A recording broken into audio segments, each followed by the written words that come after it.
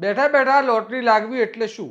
સામાન્ય રીતે આ શબ્દ પ્રયોગ આપણે મજાકમાં બોલીએ છીએ, પણ ભેંસાણ તાલુકા પંચાયતના પરિણામો જોશો તો સમજાશે કે રાજકારણમાં પણ ક્યારેક આવું જ બનતું હોય છે, જ્યાં મહેનત એક કરે અને ફાયદો બીજા કોઈને મળી જાય.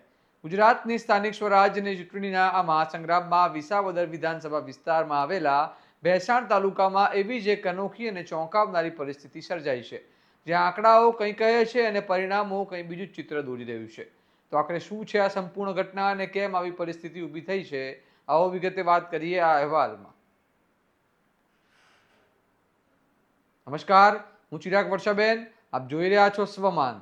સ્થાનિક સ્વરાજ્યની ચૂંટણી પૂર્ણ થયા બાદ સામાન્ય રીતે રાજકીય વાતાવરણમાં થોડી શાંતિ જોવા મળતી હોય છે, પરંતુ આ શાંતિ પણ દરેક પક્ષ માટે સમાન નથી હોતી.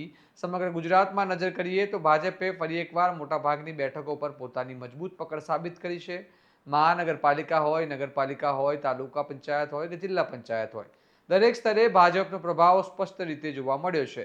પરંતુ આ સમગ્ર ચિત્ર વચ્ચે જૂનાગઢ જિલ્લાના ભેંસાણ તાલુકામાં એવો એક રાજકીય ખેલ સામે આવ્યો છે જે સૌને આશ્ચર્યમાં મૂકી રહ્યો છે.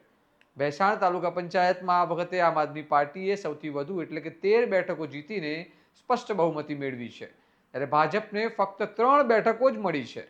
સામાન્ય રીતે આવા પરિણામો પછી સ્પષ્ટ હોય કે સત્તા કોના હાથમાં જશે, પરંતુ અહીંથી જ આખી વાર્તા વળાંક લે છે. કારણ કે આ વખતે તાલુકા પ્રમુખનું પદ અનુસૂચિત જાતિ માટે અનામત રાખવામાં આવ્યું છે, અને આશ્ચર્યની વાત એ છે કે આમ આદમી પાર્ટીના જીતેલા 13 ઉમેદવારોમાં એક પણ ઉમેદવાર અનુસૂચિત જાતિનો નથી, જ્યારે તેમના એસસી ઉમેદવારો ચૂંટણીમાં હારી ગયા છે. અને પરિણામે હવે ટેકનિકલ સ્થિતિ એવી બની છે કે બહુમતી હોવા છતાં આમ આદમી પાર્ટી પોતાનો પ્રમુખ બનાવી શકશે નહીં. હવે સ્થિતિ એવી બની ગઈ છે કે ભાજપના ફક્ત 3 જીતેલા સભ્યોમાંથી જે અનુસૂચિત જાતિનો ઉમેદવાર છે તેને તાલુકા પ્રમુખ બનાવવાનો વારો આવી રહ્યો છે. એટલે કે જે પક્ષ સંખ્યાબળમાં ઘણો પાછળ છે તે સત્તાની ખુરશી પર બેસશે, અને જે પક્ષે સૌથી વધુ મહેનત કરીને બહુમત મેળવ્યો તે માત્ર દર્શક બની રહેશે.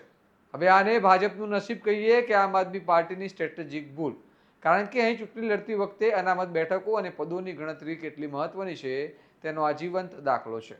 અંતમાં સવાલ તો ઊભો થાય જ છે કે શું આ પરિસ્થિતિ માત્ર એક સંજોગ છે કે પછી રાજકીય આયોજનમાં થયેલી મોટી ચૂકનું પરિણામ? શું બહુમતી હોવા છતાં સત્તા ગુમાવવી એક મોટી રાજકીય નિષ્ફળતા ગણાય, કે પછી નિયમો સામે કોઈ વિકલ્પ જ ન હતો?